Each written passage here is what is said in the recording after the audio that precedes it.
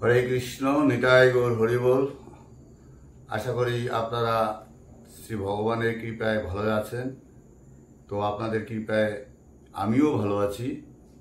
তো আজকের যে আলোচনা, সেটা আলোচনা হচ্ছে একাদশী সম্পর্কে। এই যে একাদশী, বৈশাখ মাসের শুক্লপক্ষের একাদশী, সর্বশ্রেষ্ঠ একাদশী।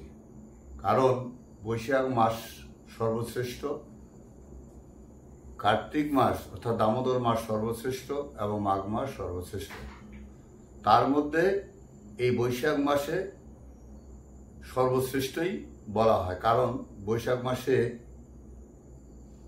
ধর্মপরায়ণ মাস, তুলসীতে জলদান মাস এবং কেশবব্রত মাস। এই মাসেই এই শুক্লপক্ষের একাদশী খুব সুন্দর। এই একাদশী সর্বশ্রেষ্ঠ একাদশী। এই একাদশী অবশ্যই সকলেই পালন করার চেষ্টা করবেন এবং করবেন। এবং এই একাদশী যারা বৈষ্ণব সম্প্রদায়ের মধ্যে আছেন তারা তো করবেনই, এবং যারা বৈষ্ণব সম্প্রদায়ের নয় অর্থাৎ মাছ মাংস আমিষ ভোজ্যকারী, তারাও যেন এই একাদশী ব্রতটা করা হয়। এবং এই একাদশী ব্রত থেকে আপনারা উদ্বোধন করতে পারবেন সারা বছরের জন্য। এই একাদশীর থেকে শুরু করেন। যারা একাদশী ব্রত করেন নাই তারা সকলেই এই একাদশী ব্রত থেকেই শুরু করেন। একাদশী ব্রত সর্বশ্রেষ্ঠ ব্রত। 12 মাসে 24টা একাদশী। এই 24টা একাদশী পালন করা অতি সহজেই হবে, কারণ এর খাদ্যের কোনো অভাব নাই। ফলমূল থেকে আরম্ভ করে আপনারা সাবুদানাও পর্যন্ত ভগবানকে নিবেদন করে সেবা করতে পারেন। সেটা কিন্তু অপরাহ্নে। ফলমূল সেবা করবেন অপরাহ্নে, এবং সাবুদানা দুধ দিয়ে গুড় দিয়ে সেবা করতে পারেন। সেটাও ঠাকুরকে দিয়েই সেবা করবেন। এবং এই একাদশী ব্রত শ্রেষ্ঠ ব্রত। এই একাদশী কবে? এই বৈশাখ মাসের শুক্লপক্ষের একাদশী কবে হচ্ছে সেটা আমি এখন বলছি, আপনারা সকলে শ্রবণ করেন। এবং এই একাদশী ব্রত আলোচনা করতে গিয়ে আপনাদের হয়তো সময় একটু লাগবে। আপনারা ধৈর্য ধরে এই সময়টুকু দেবেন এবং অন্য অন্য ভক্তবৃন্দকে শেয়ার করবেন, এরাও যেন সেই একাদশী ব্রত সম্পর্কে জানতে পারে। এবং একাদশী ব্রত কি, একাদশী ব্রত করলে কি ফল হবে, সব বিস্তারিতভাবে আমি আলোচনা আপনাদের সামনে করব। যদি ভালো লেগে থাকে একটা সাবস্ক্রাইব করবেন এবং বহু ভক্তবৃন্দকে নিয়ে শেয়ার করবেন। তো আমি এখন মূল তত্ত্বে যাচ্ছি। একাদশী ব্রত কবে? এই একাদশীর নাম হলো মোহিনী একাদশী ব্রত। এই মোহিনী একাদশী ব্রত 24শে বৈশাখ 1432 শকাব্দে 8ই মে 2025 খ্রিস্টাব্দে বৃহস্পতিবার একাদশীর ব্রত উপবাস করতে হবে। এবং 25শে বৈশাখ 1432 শকাব্দে 9ই মে 2025 খ্রিস্টাব্দে শুক্রবার একাদশীর পালন করতে হবে। তো পালনের সময়টুকু কখন? সকাল পূর্বাহ্নে 6টা থেকে 9:24 মধ্যেই পালন করবেন। এটা একাদশীর পালন অবশ্যই করবেন, কারণ উপবাসাদি থেকে একাদশীর ব্রত উপবাস থেকে পরের দিন যদি পালন না হয়, পালনটা করবেন পঞ্চশস্যর মধ্যে যে কোনো একটা শস্য, হয় চাল, চিড়া, খই, এরকম দিয়ে আপনারা করবেন। বা চাল সিদ্ধ করে অন্ন সেবাও ভগবানকে দিয়ে আপনারা সেবা করতে পারেন, কোনো অসুবিধা নেই। তাই এই একাদশী ব্রত মাহাত্ম্য সম্বন্ধে আপনাদের কাছে আমি বলছি। এই একাদশীর নাম হলো মোহিনী একাদশী।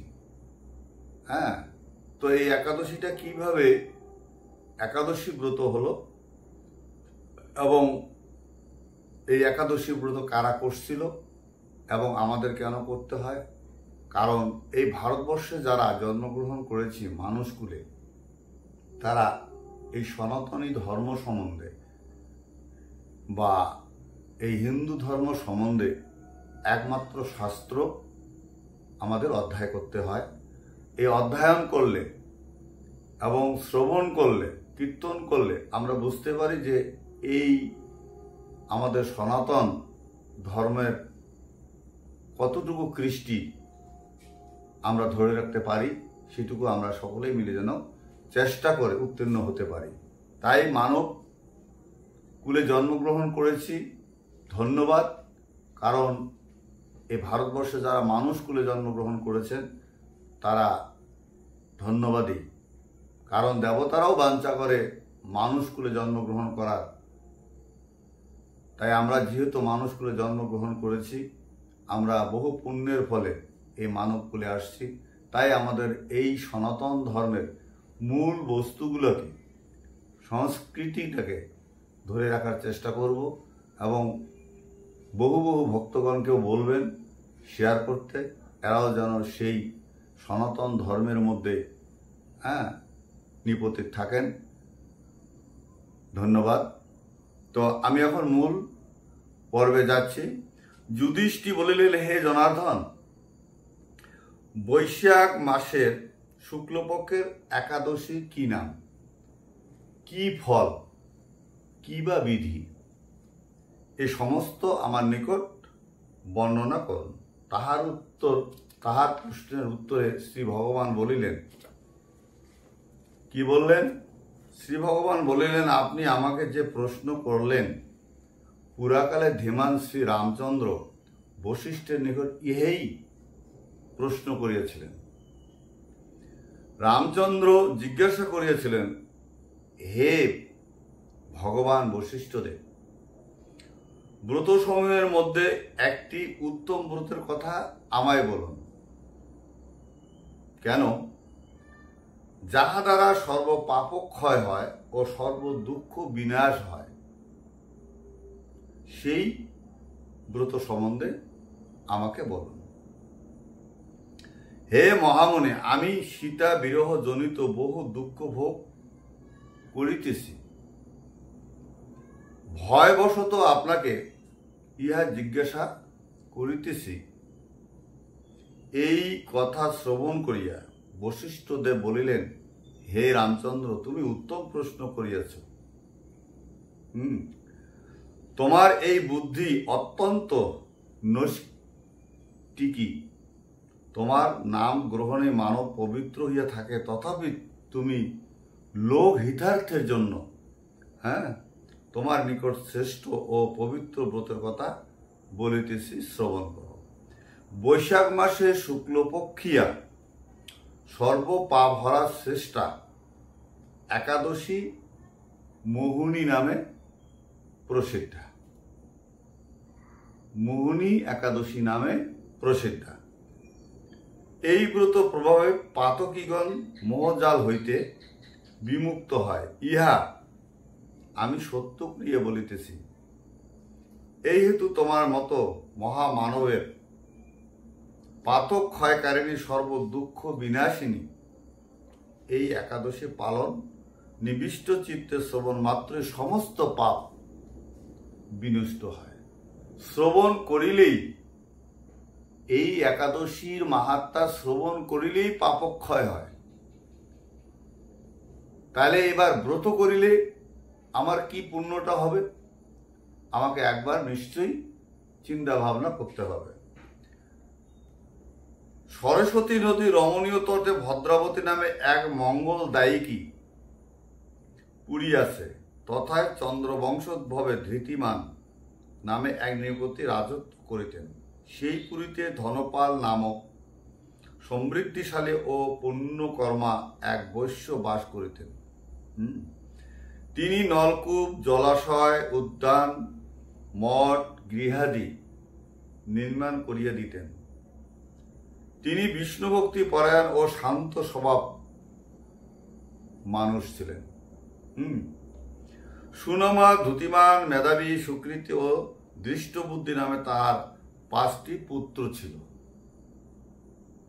এই পঞ্চম পুত্র দৃষ্টবুদ্ধি সর্বদা মহাপাপে রত থাকিতেন। সে পরস্ত্রী সঙ্গী, বেশ্যাসক্ত, লম্পট, দ্রুত ক্রিয়াদি বাসনাসক্ত ছিল। দেবর্চনা, ব্রাহ্মণ, পিতামাতার সেবায় তাহার মতি ছিল না। সে অন্যায় কার্যে রত, দুষ্ট স্বভাব, পিতৃ ধনক্ষয় কারক, অভক্ষ ভক্ষণ ও সুরাপানে সর্বদা মত্ত থাকিতেন। তাহলে কেমন দুষ্টমতি ছিলেন? সে বেশ্যার কণ্ঠে হস্তলগ্ন অবস্থায় পথে পথে ভ্রমণ করিত। তার এই কুস্বভাব দর্শনে পিতা ক্রুদ্ধ হইয়া বললেন, তাহাকে গৃহ হইতে বহিষ্কৃত করিয়া দিলেন। আত্মীয় স্বজনও তাহাকে পরিত্যাগ করিলেন। কিছুদিন পরে ধনক্ষয় বশত সে তিরস্কার হইয়া বেশ্যাগণ কর্তৃক পরিত্যক্ত হইল। তখন ধন বস্ত্রহীন কুৎপীড়িত দৃষ্টবুদ্ধি চিন্তা করিতে লাগিলেন। কি লাগিলেন? আমি এখন কি করি, কোথায় যাই, কিরূপে বা জীবন ধারণ করি, এইরকম চিন্তায় তিনি পড়লেন। অবশেষে সে নিজ গ্রামে চৌর্যবৃত্তি অর্থাৎ চোর ব্যবসা, চুরি করা আরম্ভ করলেন। রাজপুরুষগণ কর্তৃক একথা ধৃত হইয়া পিতৃগৌরবে মুক্ত হইয়াছিলেন। রাজার ছেলে বলে সে চোর করলো, ধরা পড়ল, কিন্তু রাজার ছেলে বলে তাকে ছেড়ে দিলেন। এইভাবে কয়েকবার ধৃত মুক্ত হইয়াও যখন সে চুরিবৃত্তি পরিত্যাগ করিলেন না, তখন রাজা তাহাকে কারাগারে শিগলবদ্ধ করিয়া রাখিলেন।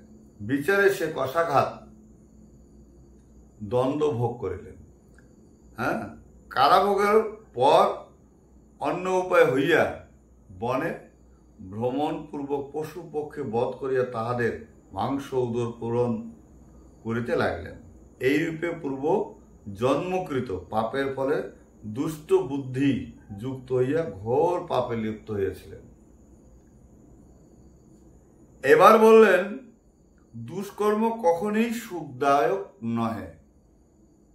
যারা দুষ্ট বৃত্তির কর্ম করে তাদের কোনোদিন সুখদায়ক হইতে পারে না।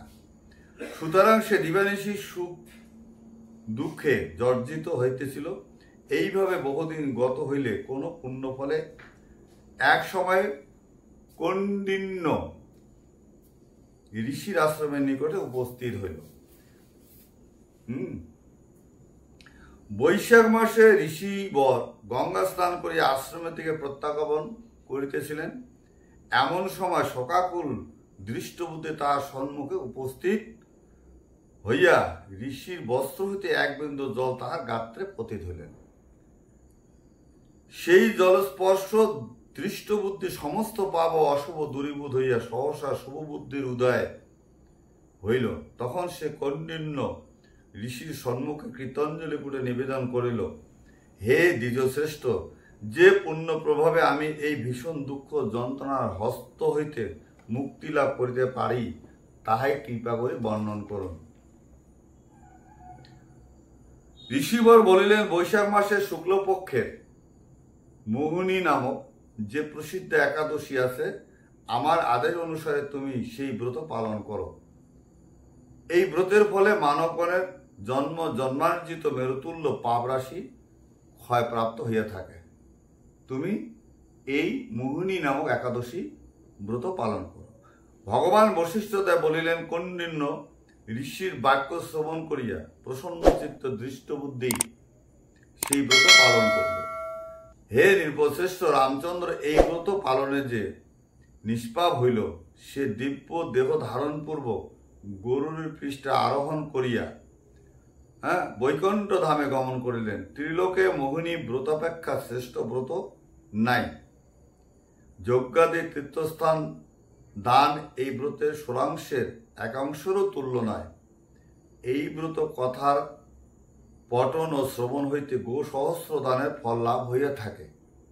তাহলে শ্রবণ করিলে মহাপাতক থেকে, মেরু সমতুল্য পাপ থেকে মুক্তি পাওয়া যায়।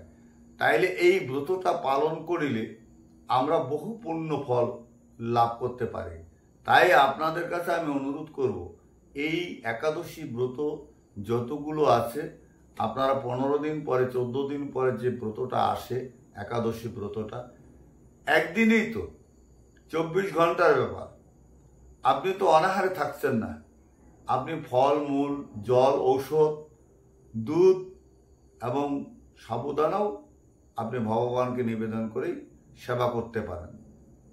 তাহলে কি হবে, ভগবান আপনার উপর কৃপা দৃষ্টি রাখবেন এবং আপনার সুখদায়ক হবে এবং পাপের থেকে মুক্তি পাবেন। হ্যাঁ, এবং এই জড়জগৎ থেকে আপনি মুক্তিও পাবেন এবং স্বর্গপ্রাপ্তি, অন্তিমে স্বর্গপ্রাপ্তিও হতে পারবেন। তাই ভগবানের কাছে আমাদের সকলেরই নিবেদন করা উচিত যে ভগবান যেহেতু আমাদেরকে এই মর্তভূমিতে ভারতবর্ষে পাঠিয়েছে, হ্যাঁ, সব কিছু দিয়ে পাঠিয়েছে, কিন্তু আমরা কেন ভগবানের সান্নিধ্য লাভের জন্য কোনো রকম চেষ্টা করছি না। তাই আপনাদের কাছে নিবেদন থাকলো, আপনারা সবাই ভগবানের সান্নিধ্য লাভের জন্য ভগবানের যে সমস্ত শাস্ত্রবিদ কার্যকর্ম আছে সমস্তই করবেন।